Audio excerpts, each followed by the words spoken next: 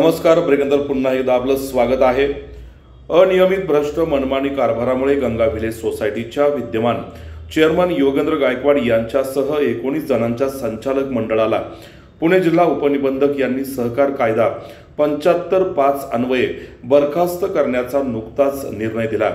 Ganga village सोसायटीच्या गेटवर पेढे वाटून आणि फटाके फोडून या निर्णयाचे सोसायटीच्या रहिवाशांनी मोठ्या जल्लोषात स्वागत केले।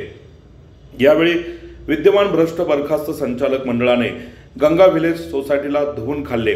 यांच्या भ्रष्ट कारभाराबद्दल या सर्वांवरती गुन्हे दाखल होऊन फौजदारी कारवाई होईपर्यंत स्वस्थ बसणार नाही, असा खणखणीत इशारा गंगा व्हिलेज सोसायटीचे माजी चेअरमन विकास भुजबळ, डॉक्टर मंगेश वाघ, ॲडव्होकेट कबीर शेख, माजी सचिव पोपट वाडकर, अनिल भुजबळ, दिलीप बिडवे, नजीर शेख, रवी बरनवाल, रवी पोटे, माजी खजिनदार अभि कुदळे यांनी प्रसार माध्यमांशी बोलताना दिला।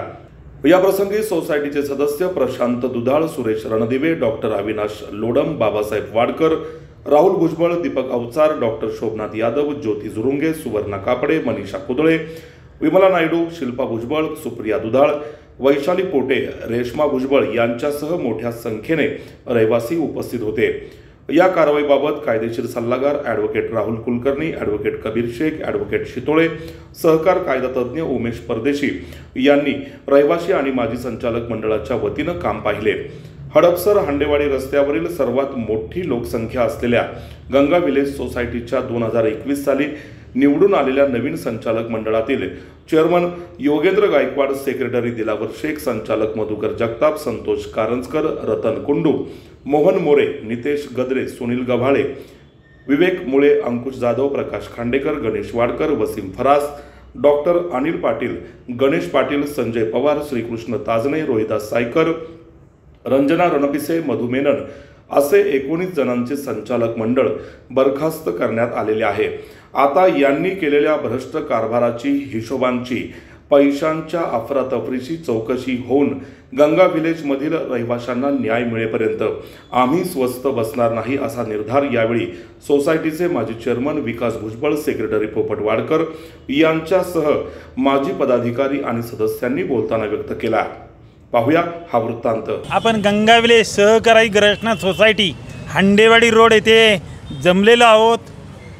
गेल्या 3 वर्षापूर्वी सुद्धा असेच पत्रकारांना बोलवून आमच्या विरोधी पार्टीने आमच्या विरोधात बाईट घेतली होती। त्यामध्ये त्यांनी आम्हाला निलंबन केल्याची माहिती दिली होती। आज परिस्थिती तीच त्यांच्यावर आलेली आहे। सहकार कायदा कलम 75(5) याप्रमाणे त्यांच्यावर काल कारवाई होऊन सर्व 19 संचालक अपात्र झालेले आहेत आणि लवकरच प्रशासक एवढ्या 2-3 दिवसात येऊन एवढ्या वर्षाच्या आत निवडणुका होऊन सोसायटीला एक चांगलं पारदर्शक संचालक मंडळ देण्याचा आम्ही नक्कीच प्रयत्न करू। येत्या काही दिवसात माजी चेअरमन विकास भुजबळ यांनी सांगितल्याप्रमाणे सहकार खात्याकडून लवकरच चौकशी पूर्ण 2 वर्षाची होऊन संबंधितावर योग्य ती कारवाई करण्यासाठी आम्ही भाग पाडू। चुकत असेल तिथं त्यांच्यावर गुन्हे दाखल करण्यासाठी आग्रह धरू आणि सर्व सोसायटींना जे आज आपण दहशतीतून मुक्त झालेलो आहोत त्यामुळे सर्व सभासदांचं मी मनापासून कौतुक करतो। खरं तर ही लढाई लढताना यामध्ये प्रत्यक्ष आणि अप्रत्यक्ष यासाठी म्हणतो की काही लोक दहशतीमुळे आमच्यासमोर येत नव्हती आणि प्रत्यक्ष म्हणजे न घाबरणारे मग आमचे कबीरबाई असतील, नजीरबाई असतील, बिजली असतील, विकास भुजबळ असतील, नंतर आमचे डॉक्टर वाघ असतील, रवी बरनवाल जो हिराच निघाला, जो स्वतःची विरोधातली केस घेण्यासाठी स्वतः प्रयत्न करत होता। म्हणजे हा माणूस निवडून आल्यानंतर त्याला एक प्रामाणिक काम करण्याची रवी बरनवालला इच्छा होती, सेक्रेटरी झाला, पण पहिल्या मीटिंगपासून त्याला कळलं की अरे इथं भ्रष्टाचार होण्याची दाट शक्यता आहे। लगेच त्यांनी तो बाजूला झाला आणि त्यालासुद्धा त्याच्या सह्या असून आज तो आम्हाला म्हणतो सरकारी यंत्रणेचा वापर करून यांनी आमचं अपात्र केलं। आज रवी बरनवालच्या कायदेशीर सर्व सह्या असून त्यालासुद्धा त्यांनी अपात्र केले। आम्ही त्याच्यामध्ये खोलात गेलो नाही। सहकार कायद्याने जो न्यायालयाने निकाल दिला तो आम्ही स्वीकारला। आम्हाला माहिती आहे ते आज अपिलात जाणार आहे। आजच सकाळी वकील साहेब मी कॅवेट दाखल करून आलेलो आहे। कायदेशीर लढाई जिथं लढाईची शक्यता असेल ती आपण लढू। हे चाललंय हे चुकीचं चाललंय। हे काम करण्याची पद्धत नाही आहे। सोसायटीचं कामकाज करायचं असेल तर सोसायटीचं बायलॉज आहे, त्यानंतर उपविधी हे सहकार कायदे ह्याला अनुसरून काम केलं गेलं पाहिजे होतं. पण ह्यांनी कुठंतरी विरोध हा दाखवायचा म्हणून आमच्या पॅनलमधील सगळ्या सहकाऱ्यांना त्याचंच आम्हाला समर्थन करणाऱ्या सभासदांना जाणून बुजून भरपूर त्रास दिला. त्यानंतर ह्यांनी असा एकही विषय सोडला नाही की त्याच्यामध्ये भ्रष्टाचार झाला नसेल. सोसायटीमध्ये रेन हार्वेस्टिंगचं काम हाती घेतलं. आम्ही कित्येक अर्ज दाखल केले की ह्यांचा आम्हाला हिशोब हवा, हा पैसा कुठून आला आहे. तर आम्हाला कुठल्याही प्रकारचं आजपर्यंत त्यांनी उत्तर दिलं नाही. आमचे माजी चेअरमनने सांगितलं की टँकर गेला, आम्ही त्याच्या विरोधात आवाज उठवला, त्याचंसुद्धा आम्हाला आजपर्यंत उत्तर दिलं नाही. त्याच्यानंतर सोसायटीमध्ये जो पैसा आमचा जमा होतो सभासदांकडून, यांनी स्वतःची प्रायव्हेट प्रॉपर्टी असल्यासारखं वाढदिवस साजरा करणं, त्याच्यानंतर कुणाचं बड्डे असेल तर केक आणणं, नाश्ता करणं. आम्ही 2 वेळा सहज अकाउंटिंग चेक केलं तर आम्हालाच लाज वाटली. 10-10 हजार रुपयाचं यांनी महिन्याला नाश्ता केलेला आहे, जेवण केलं आहे, मनाला वाटून तिथून पार्सल मागवलं आहे. असे अनेक त्यांचे उदाहरणं देता येईल की त्यांनी इथं म्हणजे सभासदांच्या पैशावरती ताव मारत होते. हे सगळं होत असताना आम्ही मागच्या AGMमध्ये देखील त्यांना आठवण करून दिलं की तुमचं कामकाज व्यवस्थित होत नाही आहे, हे सुधारलं गेलं पाहिजे. पण माननीय चेअरमन स्वतःच्या आविर्भावातच मशगूर होता. त्याला कळतच नव्हतं की काम त्याला वाटायचं मी म्हणजे सर्वस्व आहे, पण त्याच्यामध्ये तो कुणालाही जुमानलं नाही त्यांनी. आणि आम्ही त्यांच्या सहकाऱ्यांना सांगितलं होतं की हा माणूस तर बुडणार आहे, पण तुम्हाला सगळ्यांना घेऊन बुडणार आहे. आणि आज ती परिस्थिती सत्य झाली की हा तर गेलाच गेला, पण सगळ्या बिचारा 19 जणांना घेऊन गेला. त्यातले बरेचसे लोक असे होते की बाबा त्यांचा सहभाग नसेल किंवा त्यांना परिस्थिती माहिती नव्हती, पण ह्या एका माणसामुळं ही सगळ्या कमिटीला हे सगळं भोगायला लागलं. हे तितकंच सत्य आहे. कालपासून आम्ही बघतोय अशी क्लिप बनव तशी क्लिप बनव की राजकीय हस्तक्षेप झाला. ज्यावेळेसचे निकाल ह्याच्या बाजूने लागले त्यावेळेसचा हस्तक्षेप कधी नाही झाला. त्यावेळेस न्यायालय चांगलं होतं आणि एक निकाल आमच्या बाजूने लागला की न्यायालय खराब आहे, ह्याच्यात राजकीय हस्तक्षेप झाला आहे, ह्याला नावं ठेव, त्याला नावं ठेव, आमचं काम चांगलं होतं. पण आम्ही कालपासून बघतोय की ते चोर मचाये शोर असं ह्याचं कामपासून काम चालू आहे. आज देखील त्यांनी बळद आदळआपट केली, पण काय सत्यमेव जयते ह्याप्रमाणे त्याच्या कर्माचं फळ त्याला भेटलेलं आहे. की जे सोसायटीचे मेंबर आहेत त्यांनी एक डेअरिंग केलं भ्रष्टाचाराला आणि हुकुमशाहीचा अंत करण्यासाठी. जो त्यांनी पहिला प्रयत्न केला तो आज आपल्याला त्याचा रिझल्ट दिसून येतोय. फक्त मेंबर होणं सोसायटीचं आणि त्यांच्या टाळ्यामध्ये टाळ्या वाजून जय जयकार करणं ह्यापेक्षा सोसायटीच्या सभासदांचा पैसा योग्य मार्गाने त्याची विल्हेवाट होते का, योग्य मार्गाने तो खर्च होतोय का, हे पाहण्याचा दृष्टिकोन ह्या पोपटवारकर यांनी दाखवला. आणि त्यांनी जो दाखवला त्यानुसार त्यांनी रजिस्ट्रारांकडे अर्ज केला. त्याची संपूर्णतः न्यायिक तत्वावर चौकशी झाली, ऑन मेरिट सर्व काही झालं. ज्यांची कमिटी बरखास्त झालेली आहे असे चेअरमन आणि त्यांच्या 19 जणांनी पुण्यामधला एकही पक्ष सोडला नाही, BRS पर्यंत गेले आणि प्रत्येक पक्षांच्या नेत्याला बोलून आम्ही तुमचेच फक्त हे थांबवा. परंतु सब रजिस्ट्रार किंवा जे रजिस्ट्रार ऑफ द कोऑपरेटिव्ह यांनी कोणाच्याही दडपणाखाली न येता कुठल्याही राजकीय हस्तक्षेपाला न जुमानता आणि सत्ताधारी जे काय होते त्यांच्या आताचे जे ज्यांच्याकडे जात होते त्यांच्या फोनची पर्वा न करता सभासदांना न्याय देण्याचं काम त्यांनी आज केलेलं आहे. आणि फार मोठा भ्रष्टाचार की स्वतःचे संचालक वाढदिवससुद्धा केकसुद्धा त्या सोसायटीच्या पैशातून खर्च केल्याचे तुम्हाला दिसून येतील.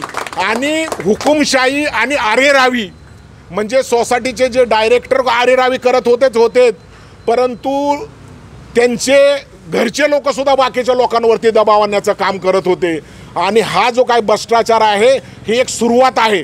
ज्या वेळेला प्रशासकाकडे कारभार दिला जाईल आणि त्यानंतर इलेक्शन त्यानंतर जर आपण अकाउंट्स पाहिले तर त्यांनी हे 2017 पासून आम्ही सर्व काही केलं ह्यांनी केलं नव्हतं असं सांगतो. 2007 ज्या वेळेला सोसायटी हस्तांतर झाल्यानंतर 50 रुपये सभासदांना जिम होती ती ह्यांनी 600 रुपयाला जिम केलेली आहे. स्विमिंग पूल जो 50 रुपयाला होता तो त्यांनी 600 रुपयाला केलेला आहे. आणि सिंकिंग फंडातून सभासदाची परवानगी न घेता 3 लाख रुपयाचा चेक पूर्वीच्या ठेकेदारांना दिलेला आहे. अंधाधुंद कारभार चालू आहे सोसायटीमध्ये. ह्याला वाचा फोडण्याचं काम जे आहे हे पोपटवारकर यांच्या माध्यमातून त्यांच्या सहकार्याच्या माध्यमातून केलेलं आहे. आणि फक्त टाळ्या वाजवणं हे नाही, प्रत्येक सभासदांनी जर जागरूक राहिलं तर हा भ्रष्टाचार थांबेल. मेरा एक ही मकसद था कि मैं यहाँ पे ये मेरी जगह है, मेरे परिवार के लोग रहते हैं, मेरे साथ के दोस्त रहते हैं, पड़ोसी रहते हैं। मैं एक समाज सेवा करना चाहता था और इसीलिए मैं कमेटी में आया था। लेकिन बेईमानी या इस तरह की कोई भी रिसोर्सेज का गलत यूज़ पर्सनल बेनिफिट के लिए वो मेरे से हो नहीं सकता। इसीलिए मैंने इसके विरुद्ध में काम किया और फाइनली ये है कि थोड़ा मैं परेशान रहा। हमेशा मैं एक बात ये सोचता था कि सत्य वो परेशान ज़रूर होता है, लेकिन फाइनली जीत सत्य की ही होती है, जो कि कल हमारी जीत हुई है। मैं इस बात से बहुत खुश हूँ और मैं विकास को, वाडकर जी को, बाकी सारे मित्रों को बहुत बहुत धन्यवाद करना चाहता हूँ। थँक्यू। आम्ही जवळजवळ 5 वर्ष ह्या सोसायटीला अगदी सुंदर अशा पद्धतीने चालवली होती। त्यानंतर कुठे माशी शिंकली। मी तुम्हाला ह्या माध्यमातून एकच सांगतो की जैसी करणी वैसी भरणी हे अतिशय योग्य हे वाक्य त्यांच्यासाठी लागू आहे। कारण ते ज्यावेळेस माशाला वाटतं की आपण पाण्यात आहे तर आपण जगू शकतो आणि पाण्याच्या बाहेर आल्यानंतर काय होतं ही अवस्थाच त्यांची झालेली आहे। चांगले अशाच पद्धतीने ज्या पद्धतीने भ्रष्टाचार केला आणि भ्रष्टाचार हा देशामध्ये कुठेही केला तरी तो आज न उद्या उघड येतो हे आपण आता गेल्या 7-8-10 वर्षापासून बघत आलो आहे। त्यामुळे अशा भ्रष्टाचारी लोकांना मी माझ्या परीने आज गंगाविले सभासदांना एक विनंती करतो, एक आव्हान करतो की अशा भ्रष्टाचारी लोकांना तुम्ही यापुढे थारा देऊ नका। एकमेकाला उलटं पाडण्याचं किंवा पदं हिसकावून घ्यायचं किंवा ज्या पद्धतीचं राजकारण करून मागची कमिटी बरखास्त केली आणि शेवटी कसं आहे की तेच तर मग आपल्याला फळ तेच मिळतं आज नाही तर उद्या, तर तेच फळ त्यांना मिळालेलं आहे। परंतु मला पुन्हा एक सांगायला लागेल की या पद्धतीचं राजकारण करून सोसायटी ही चालत नसते। आपल्या सोसायटी चालवायची असेल तर निरीक्षमाने आणि सर्वांना एकत्र घेऊन काम करून सोसायटी चालवली पाहिजे। कारण इथं आपण जर बघितलं तर आपल्या साध्या पार्किंगमध्ये सुद्धा चेअरमन साहेबांनी स्वतःच्या गाडीसाठी सेपरेट सोय केली। अशी कधी कुणी सोय करत असतं का? तिथं वॉचमन येणार, ते कुंड्या काढणार, मग त्यांनी तिथं गाडी लावायची। या पद्धतीचं आपण जर असं करत असू, मी वेगळा माणूस असं दाखवायचा प्रयत्न करत असतो तर लोकांना ते बरोबर वाटत नाही। पण जे काही निकाललेलं आहे सोसायटीच्या हिसाबाने सोसायटीचं कल्याण होईल असं मला अपेक्षा आहे की पुढची जे कमिटी येईल चांगले स्वच्छ कमिटी येणार हे आमची अपेक्षा आहे आणि हेच शुभेच्छा येणार। के बायलॉज के हिसाब से, कोऑपरेटिव एक्ट के हिसाब से और हमारे जो रेजोल्यूशन पास हुए अगर उसके तरीके से काम नहीं हुआ तो डेफिनेटली वो सब गलत है और इलीगल है। और ऐसे बहुत सारे काम हैं जो इस तरीके से हुए हैं। अब इन्होंने जो पहले खुद जो रचा था, साजिश रची थी, आज वही उसी साजिश के अंदर वो भी पकड़े गए हैं।